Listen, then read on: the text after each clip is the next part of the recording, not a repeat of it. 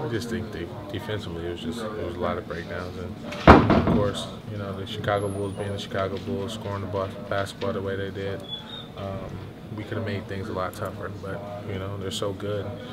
That's the reason why they're top in the East. What can you guys do to respond better to those runs? Just come together as a team. Just come together as a team and just pull it together. You know, I think poise is the biggest thing. We kind of rush. We try to go for home run plays sometimes. And defensively, if somebody gets it going, or on the defense end, if our man gets it going, we kind of hug up instead of just trusting the other 4 guys behind us. Back for part 2 of the Garden Report, powered by lynda.com. Go to lynda.com.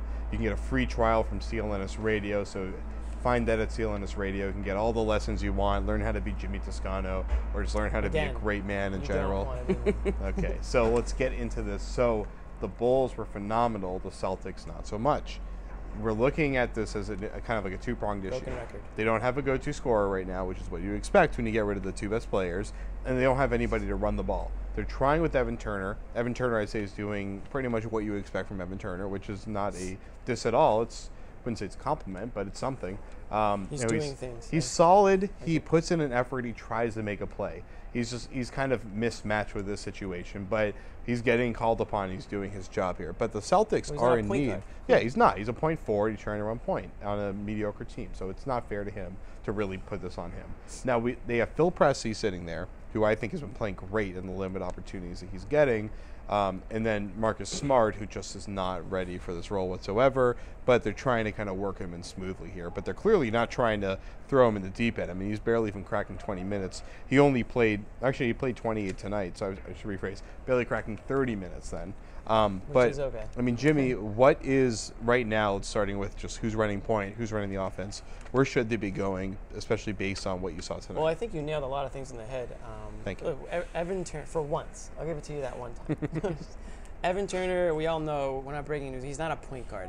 Okay, he's playing point guard right now, or point forward right now, because the Celtics, point guard of the future, they hope, is Marcus Smart.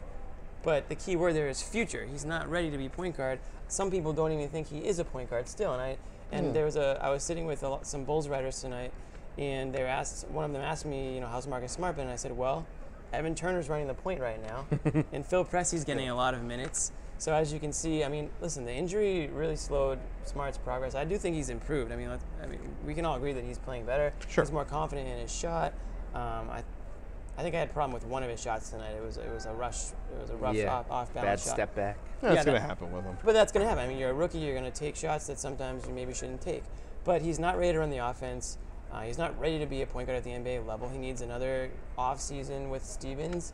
And until then, they're going to put a guy like Pressey out there who definitely doesn't have the same upside Smart has, but can get the job done right now and can run the offense. And I had a couple people tweeting at me like, why isn't Smart running the offense? Like, just let him run the offense. Well, that's, like you said, that's not really fair to him. He's not ready to do that. And it's not fair to his teammates because it makes them play worse too. It's like saying, why isn't Brandon Bass taking all the three-point shots? It's like Brandon Bass can hit a three, but you can't put Brandon Bass in the position where he's taking every single three. Right.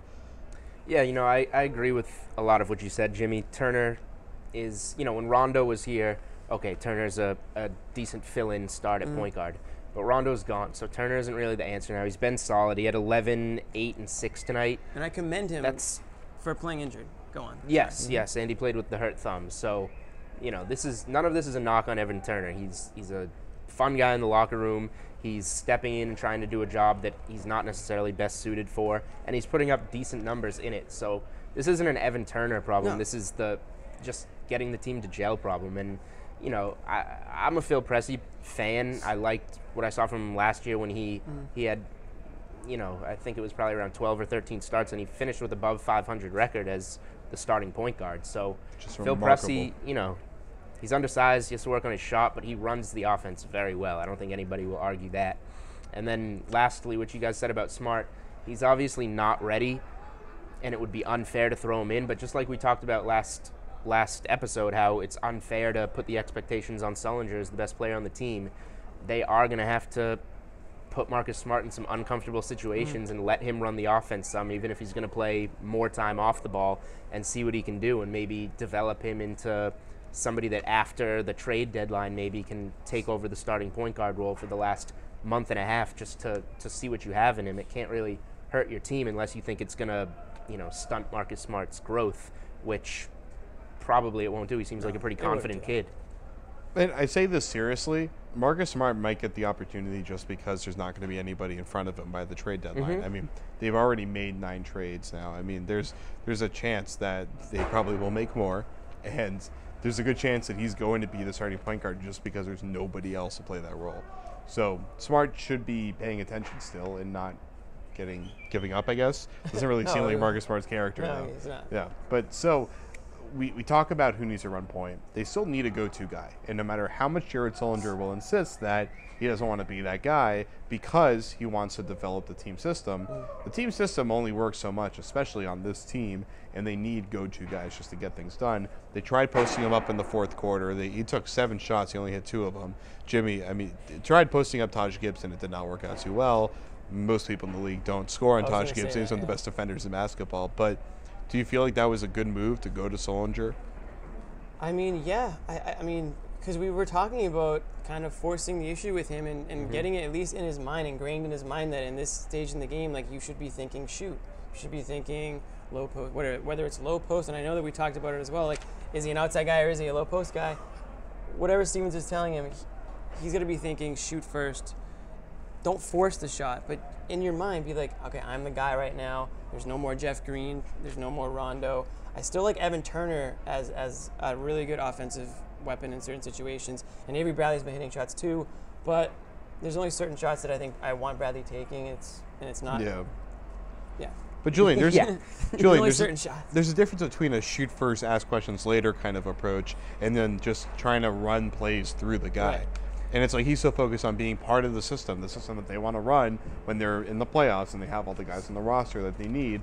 But that's not what the situation is right now. It's one thing to be trying to learn the plays for when you need them, but it's another thing that you're in the NBA, you got a chance to develop yourself here. The team has a chance to develop versatility, and maybe it's a benefit just from just being a dynamic team to be able to go to those guys or run the offense through them, much in the way that the Bulls were running the offense through Gasol and how successful that was. They should be doing something similar with Sullinger or Olynyk. I mean, Sullinger did take 18 shots, and that was a team high. So yeah, I mean, you can't knock him for that. He is shooting the ball. He had a team high 20 points as well. So he did kind of finish as the team leader, you could say. Not that 20 points on 18 shots, that's not efficient, but every time you ask questions like this, Jared, I always say you have to find out what you have in Sullinger. Find out what you have in this. This is what the whole rest of the season is about, finding out what you have in certain players in certain situations. So all these questions, I almost give you the same answer to each one. Find out what you have in Jared Sullinger, just like you should find out what you have in Marcus Smart at point guard in the last month or 2 of the season. And then you have then you've seen it. You have a much better idea of what you need to do in the offseason if you're Brad Stevens, if you're Danny Ainge. So the only way to know is by trying different things. You never know if you don't try. And like you said, it's tough to score on Gibson. It's obviously tough to score on Gasol. He's bigger, he's a 7-footer guy. You can't judge it on that one game, but I do like that they are making a conscious effort to give it to him down low and, like you just said, see what they got. All right, so let's just go to the award ceremony of the show. I know the Oscar nominations are out, so we're going to give out our awards for, I wouldn't call them, they're not quite as prestigious as the Oscar. But let's see, the best stat performance. For me, I'll start with Jimmy Butler with his career-high 6 steals, which contributed to a doubling of turnovers between the Bulls and the Celtics. Celtics have 14 turnovers to 7 for the Bulls, and that was 21 points off the turnovers for the Bulls compared to just 11 for the Celtics. In honor of the Oscars, the best stat performance is, look at that. It's Derrick Rose's 10 assists and 0 turnovers. Nice pair of gloves on you there, too. Yeah, thank you. Yeah. And we were talking about this in the last video. And we were goo gaga over Derrick Rose and Pau Gasol, and I just think that against Bradley, a great defender, the 10 assists, the 0 turnovers, and the 29 points. I think his whole entire stat line is my box score because I just thought he was such a great player tonight. My box, I'm going to go with the 33 points that the Bulls had in the third quarter. All 33 of them were by Butler, who had 10, Gasol, who had 14, and Rose, who had 9. You got the math, Jimmy? Adds up, yeah. That's 33. Derrick Rose on top of it, 6 assists in that quarter. So Rose went for 9 and 6 in the quarter. Look out. The other 2 guys were in double figures. That's what kept the Bulls in it, got them to that 4th quarter. So what about Baller? Baller. Those guys got him to the 4th quarter. The bench started off the 4th quarter hot. Aaron Brooks and E'Twaun Moore can share the Baller of the Night award. They shot a combined 9 for 14, combined 6 for 9 from downtown, 15 points for Brooks, 9 for E'Twaun Moore. Danny Ainge is saying, hey, you see what those second-round picks can be. E'Twaun Moore, look what he did tonight. That's why Danny Ainge gets all those second-rounders. Hey, shout out to E'Twaun. We haven't talked about him probably since the first year that we did the show. Yeah. Back before Julian was even here. He's still doing his thing. I was a baby. His fellow Boilermaker, Juwan Johnson, not so much, but he's still doing his thing. I sure Yeah, Juwan you don't want Johnson's first-round picks. You want the second-round picks. Just trade all the first for 2 seconds. All right, so what about your Baller? Derrick Rose again. I'm sorry about mentioning him 1,000 times in this video. Also, honorable mention goes to Aaron Brooks. I told him this after the game. I said, you're in my top 5 for Celtics killers. Because just over his career. Always. Over his career. I saw that. He is one of those It's guys that when he's got something about playing the Celtics, he admitted, he said, yeah, something about playing the Celtics. He just plays better against the Celtics. So I feel like a lot of like Brooks. gunning The point guard guards. position tonight. Yeah, a lot of gunning point guards play really well against the Celtics. That's true. Like Isaiah Thomas lit him up last Yeah. time he was here last year. Crazy how that happened. So for me, Jimmy Butts is what I'm calling him right now. I hope I'm the only one in the That's world an calling him. awful That's way a to- terrible nickname. Yeah. But I love the way the guy plays the game. From 8th man to all-star. Oh my God, he is. Yeah. Yeah. He is He the was an eighth epitome of man. everything you could hope for out of an 8th man, and that's why he's my Baller. That's why we're ending the show now. So for Julian, for Jimmy, I am Jared. I was gonna make a paper airplane. Screw it. Garden Report, CLNS Radio, Celtics blog. Peace.